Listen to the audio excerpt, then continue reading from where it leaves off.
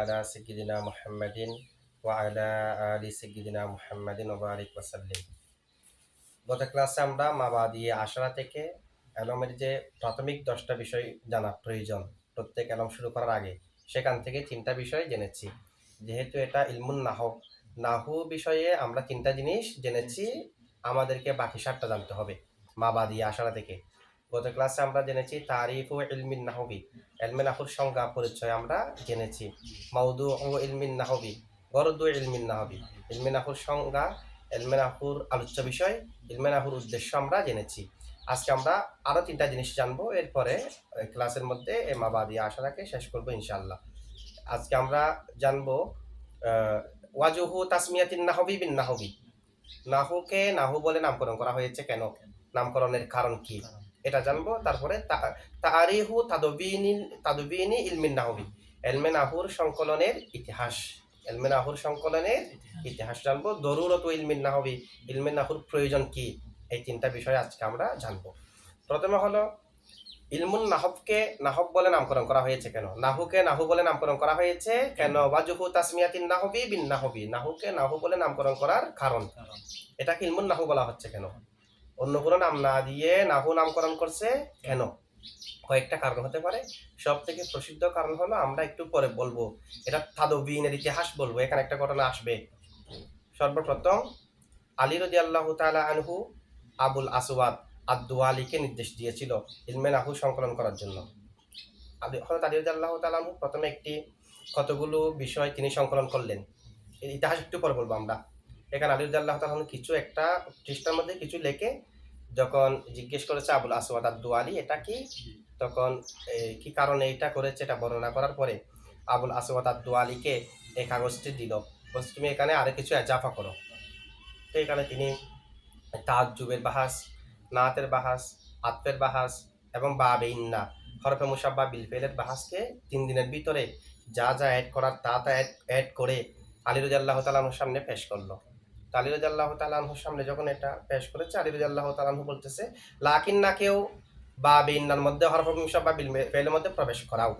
কারণ আবুল আসওয়াদ আদ-দুয়ালি উনি ইন্না, আন্না, লাইতা, লা আল্লাহ, কান্না এই 5টাকে এনেছে পুরো মুসাব্বা বিল ফেলের বাহাসের ভিতরে, লাকিন্নাকে আনে নাই। আলী রাদিয়াল্লাহু তাআলা নির্দেশ দিল এই অধ্যায়ের মধ্যে লাকিন্নাকেও। এরপরে আলী রাদিয়াল্লাহু তাআলা বলেছে মা আহসানা হাদান নাহবা আল্লাযী কদ নাহাউতা। নাহুর তো অনেক অর্থ, এখানে 2টা নাহু শব্দ ব্যবহার হয়েছে না, নাহু বাদ দিয়ে শব্দ কয়টা ব্যবহার হয়েছে, 2টা।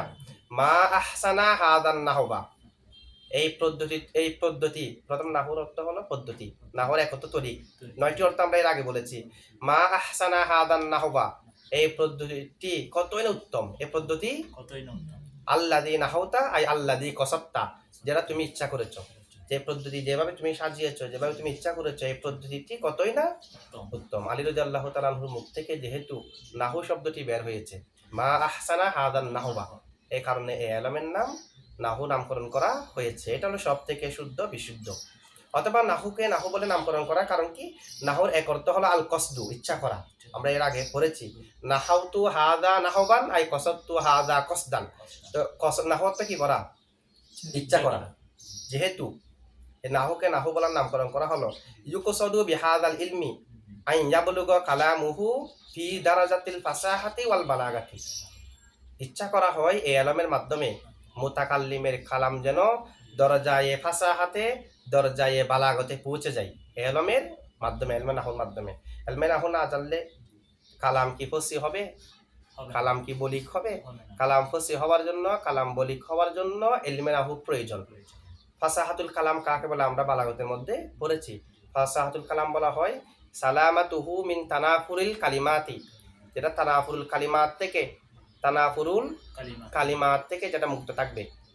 ওয়ামিন দুফিত তালিফি, এবং দুফে তালিফ থেকে বিন্যাসের দুর্বলতা, মানে নাহুর প্রসিদ্ধ কায়দার বিরুদ্ধ হওয়া থেকে কি থাকবে, মুক্ত থাকবে।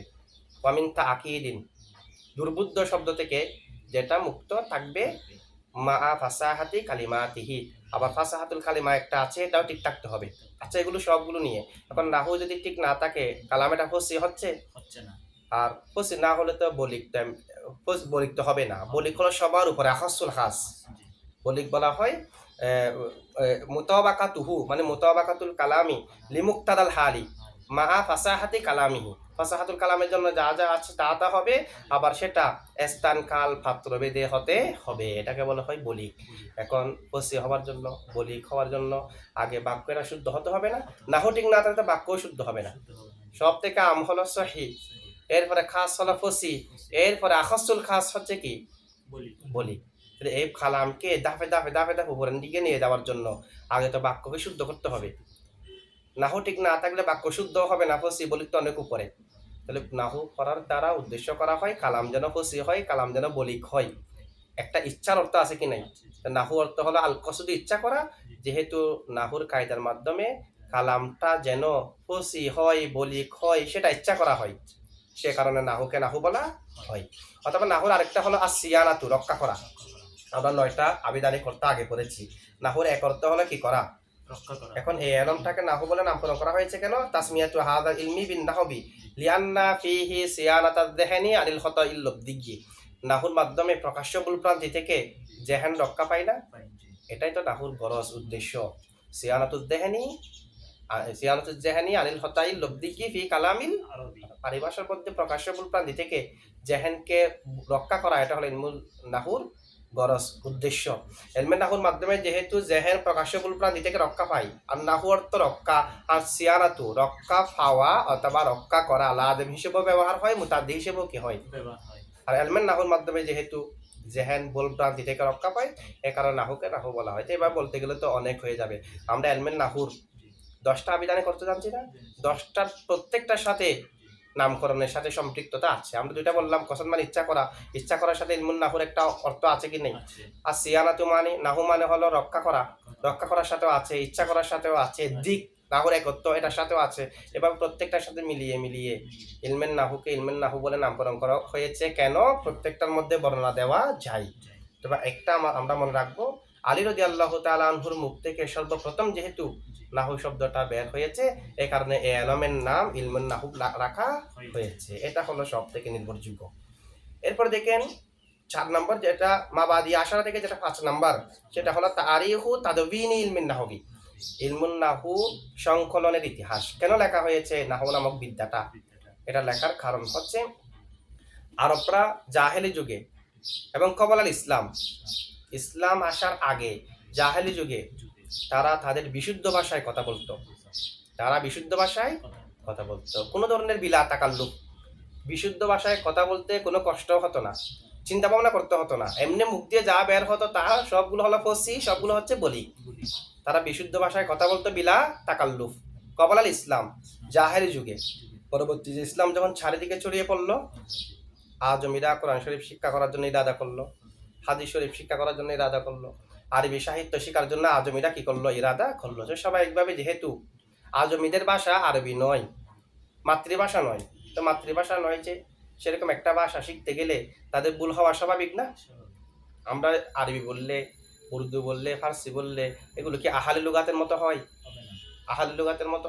এমনি বাহির থেকে যারা এখানে আসে একটু একটু বাংলা বলে, তখন আমাদের বাংলাভাষী যারা আসে তারা হাসে না কেন?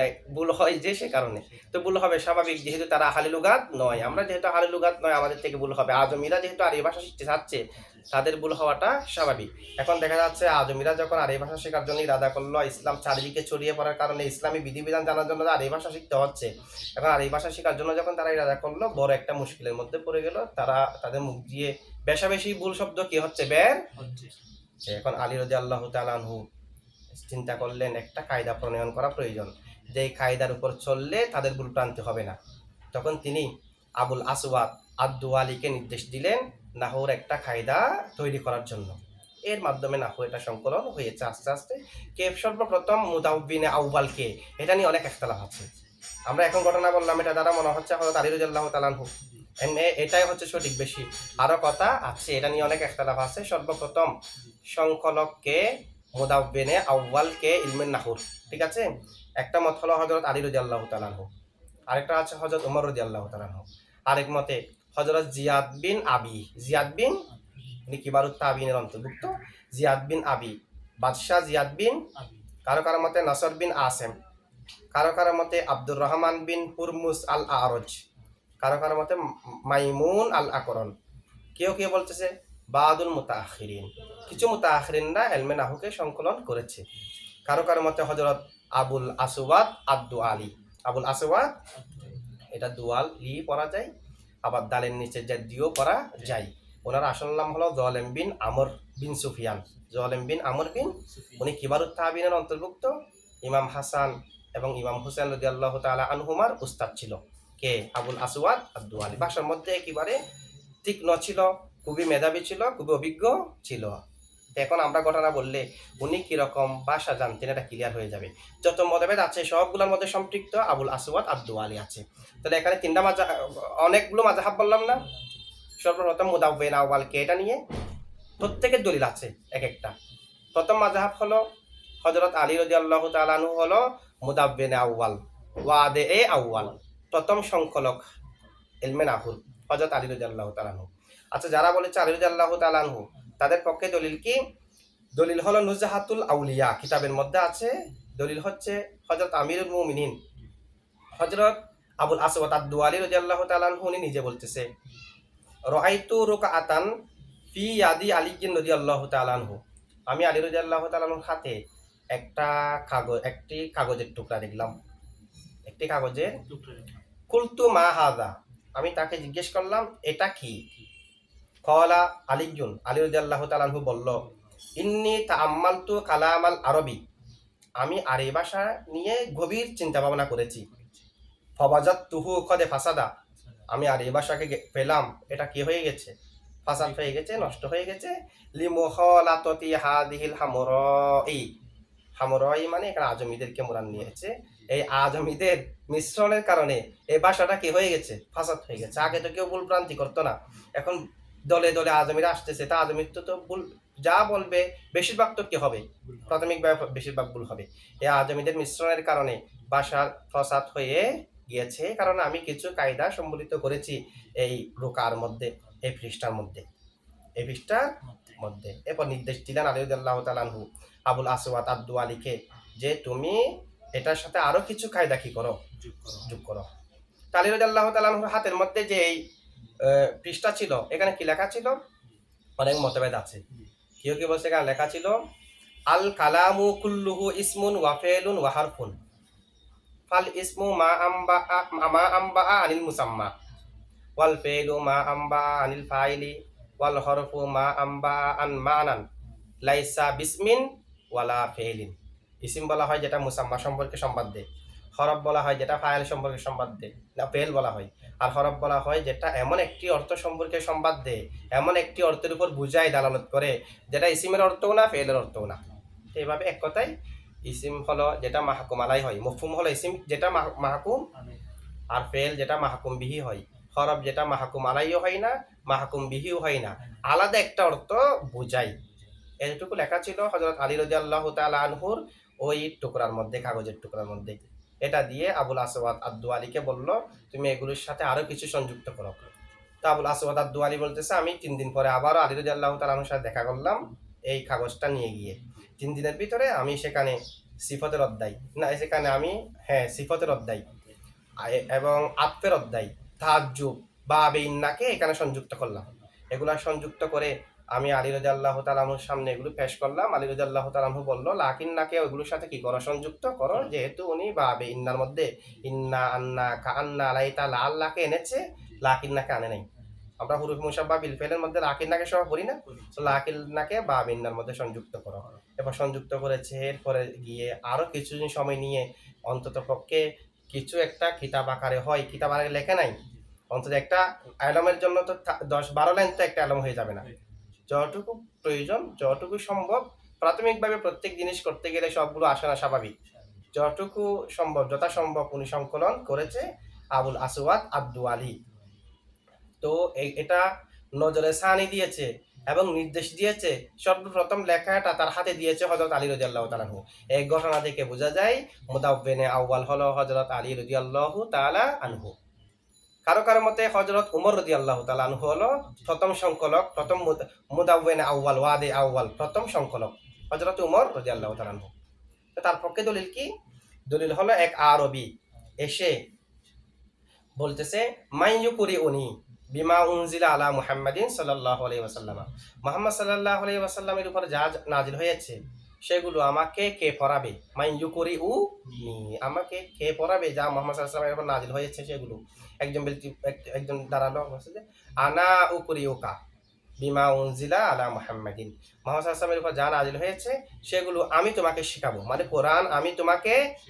এখন ও শিখাতে গিয়ে সূরা তওবার আয়াত আন্নাল্লাহা বারিউম মিনাল মুশরিকিনা ওয়া রাসূলুহু পেশ দিয়ে সেটা রাসূলুহুর জায়গায় করতেছে রাসূলিহি, মানে আন্নাল্লাহা বারিউম মিনাল মুশরিকিনা ওয়া রাসূলিহি।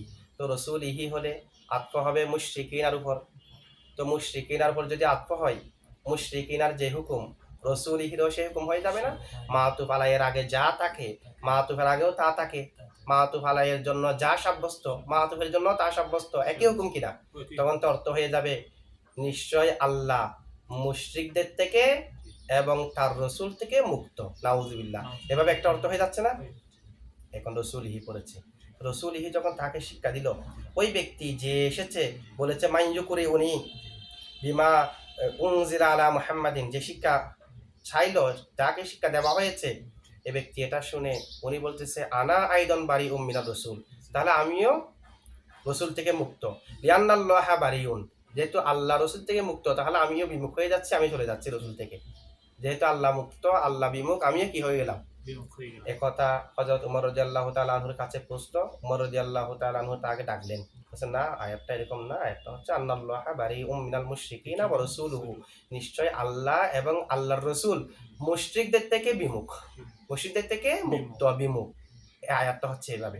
সেটা যখন বলেছে তখন আরবি বলতেছে আনা আইদন বারিউম মিনাল মুশরিকিনা কামা বারিয়াল্লাহু ওয়া রাসূলুহু, আল্লাহ এবং আল্লাহ রসুল যেমনি ভাবে মুশরিকদের থেকে মুক্ত বিমুখ, আমিও তাহলে বিমুখ। তো সঠিকটা বুঝেছে।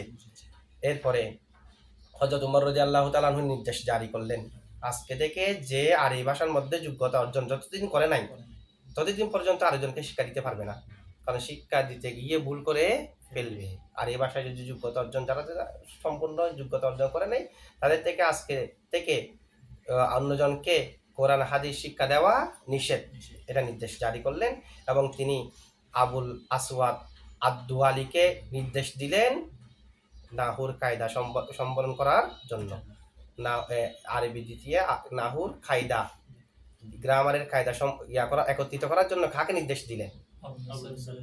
এই ঘটনা দেখে বোঝা গেল সর্বপ্রথম মুদাব্বিনে আউয়াল হলো হযরত উমর রাদিয়াল্লাহু তাআলা আনহু। ৩ নম্বর মাযহাব ওনারা বলতেছে মুদাব্বিনে আউয়াল হলো জিয়াদ বিন আবি। জিয়াদ বিন উনি সম্ভবত প্রথম হিজরিতে জন্মগ্রহণ করেছে আর ৫৩ হিজরিতে ইন্তেকাল করেছে। কিবারুত তাবিঈন, কিবারুত তাবিঈন। তো ওনার কারো কারো মতে জিয়াদ বিন আবি উনি সর্বপ্রথম এলমে নাহু সংকলন করেছে। এটা কিভাবে ঘটনা হলো জিয়াদ বিন আবি আবুল আসওয়াদ আদ-দুয়ালিকে ডাকলেন তার দরবারে, ডেকে বলতেছে একটা কায়দা সম্বলন করো, আর এই ভাষার একটা কায়দা সম্বলন করো, একত্রিত করা কায়দা লেখো। আবুল আসওয়াদ আদ-দুয়ালি বললেন না আমি এটা করবো না, যেহেতু যে কাজটি রসুল করে নাই, খোলাফায়ে রাশিদিনদের কেউ করে নাই, সেই কাজটা আমি করতে পারবো না।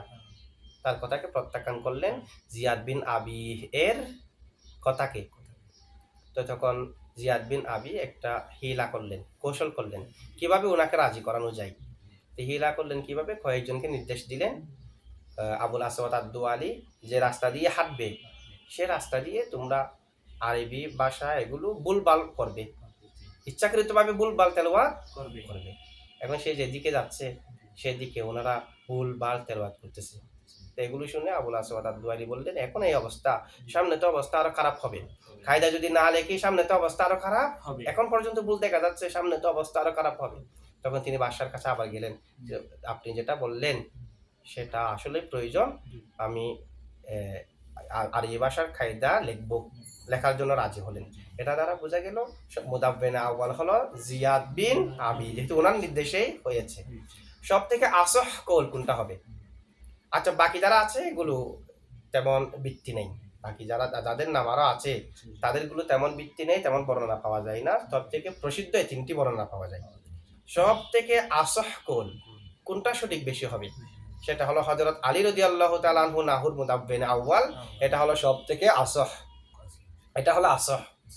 কারণ কি, হযরত উমর রাদিয়াল্লাহু তাআলা আনহুর যে ঘটনা সেটা যদি আমরা প্রমাণিত ধরিও, কারণ একই কথা আবার আলী রাদিয়াল্লাহু তাআলা আনহুর ব্যাপারে আছে, মাইয়ুকুরি উনি বিমা উনজিলা আলা মুহাম্মাদিন, যেটা উমর রাদিয়াল্লাহু তাআলা আনহুর সাথে সম্পৃক্ত বলে আমরা বর্ণনা করেছি, এটা আবার আলী রাদিয়াল্লাহু তাআলা আনহুর সাথেও ঘটনা এটা সম্পৃক্ত, কেউ কেউ করেছে। আচ্ছা যাই হোক, এটা হযরত উমর রাদিয়াল্লাহু তাআলা আনহুর সাথে সম্পৃক্ত আমরা বর্ণনা যা করেছি এটা যদি মেনেও নিই, তারপরেও তো উমর রাদিয়াল্লাহু তাআলা আনহু মুদাব্বিন আউয়াল সাব্যস্ত হন না।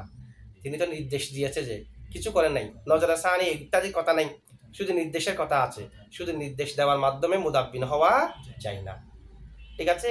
কিন্তু আলী রাদিয়াল্লাহু তাআলা আনহুর যেটা ঘটনা উল্লেখ করলাম, এখানে প্রথমে আলী রাদিয়াল্লাহু তাআলা আনহু কিছু কায়দা লিখলেন, নিজে প্রথমে লিখলেন আল কালামু ইসমুন ওয়া ফেলুন ওয়া হরফুন, ফাল ইসমু মা আম্বা আনিল মুসাম্মা ওয়াল ফেলু মা আম্বা আনিল ফাইলি ওয়াল হরফু মা আম্বা আন মানান লাইসা বিসমিন ওয়ালা ফেলিন। কিছু প্রথমে উনি লিখলেন, উনি লেখার পরে ওনাকে বললেন আবুল আসাদ আদ-দুয়ালিকে, তুমি এগুলো সংকলন করো, কিছু কায়দা সংকলন করে যখন আসছে বসে লাকিন নাকে অন্তর্ভুক্ত করো, আবার গেছে, আবার লিখেছে, নজরে সানি দিয়েছে, সব কাজ তো করেছে হযরত আলী রাদিয়াল্লাহু তাআলা আনহু। যে ঘটনা বর্ণনা হয়েছে এটা দ্বারা আলী রাদিয়াল্লাহু তাআলা আনহু মুদাব্বিন আউয়াল সাব্যস্ত হন, কারণ তিনি শুধুমাত্র নির্দেশ দিয়ে ক্লান্ত হননি, নির্দেশ দেওয়ার সাথে সাথে নিজে সহযোগিতা করেছে কিনা দেখবার করেছে না, এটা দ্বারা আলী রাদিয়াল্লাহু তাআলা আনহু মুদাব্বিন আউয়াল সাব্যস্ত হন। আর যেটা জিয়াদ বিন আবির ব্যাপারে কথা আছে, এটাও যদি সঠিক মেনে নিই, এরপরেও তো এটা সাব্যস্ত হবে না। উনি তো শুধু নির্দেশ দিয়েছে, কথা আছে যে নিজে কিছু লেখলো দেখলো ইত্যাদির কথা নাই। আলী রাদিয়াল্লাহু তাআলা আনহু যে ঘটনা সেটা মুদাব্বিন আউয়াল হওয়ার দাবি রাখে। আর বাকি যেগুলো দেখেন, কেউ কেউ বলেছে আব্দুর রহমান বিন হুরমুজ, কেউ কেউ বলেছে নাসর বিন আসেম, কারো কারো মতে মাইমুন, কারো কারো মতে এটা ইত্যাদি, সবাই হলো আবুল আসওয়াদ আদ-দুয়ালির ছাত্র। তো ওনারা যদি ইলমে নাহুর কাজ করেও থাকে, এটা তো উস্তাদকে সাহায্য করেছে হবে, ওনারা তো আর কি হয়ে মুদাব্বিন হয়ে যাবে না, এটা উস্তাদ, উনি কাজ নিয়েছে, উস্তাদকে ওনারা সাহায্য করেছে, তো ওনাদেরকে আমরা মুদাব্বিন আউয়াল বলতে পারি না, উস্তাদের সাহায্যকারী। একটা কাজ যেহেতু একজন নিয়েছে, তো বাকিরা সাহায্য করেছে, যারা সাহায্য করেছে তারা তার কি না মুদাব্বিন নয়। তো আবুল আসাদ আদ-দুয়ালি ওনাকে মুদাব্বিন বলা যাবে না, কারণ ওনাকে একদিন প্রশ্ন করা হয়েছে, একজন ব্যক্তি প্রশ্ন করলো, ওনার হাতের মধ্যে এই কায়দাগুলো দেখে, মিন আইনা লাকা হাদান নাহবু, মিন আইনা লাকা, তোমার কাছে এই নাহুটি কোত্থেকে আসলো, ইয়া আবুল আসওয়াদ, হে আবুল আসওয়াদ আদ-দুয়ালি, তোমার কাছে এগুলো কোত্থেকে আসলো। কলা, তিনি বললেন, লাফাকতু হুদুদাহু, আমি এর সংজ্ঞা, এর হুদুদকে সাজিয়েছি, মিন আলী ইবনে আবি তালিব রাদিয়াল্লাহু তাআলা আনহু, আলী বিন আবি তালিব রাদিয়াল্লাহু তাআলা আনহু থেকে আমি এগুলো সাজিয়েছি। তেমন ওনার হাতে যে লেখাগুলো আছে এগুলো কার থেকে নিয়েছে বলে উনি স্বীকারোক্তি দিয়েছে, আলী রাদিয়াল্লাহু তাআলা আনহু থেকে। তাহলে এগুলোর মাধ্যমে আলী রাদিয়াল্লাহু তাআলা আনহুই মুদাব্বিন আউয়াল সাব্যস্ত হন।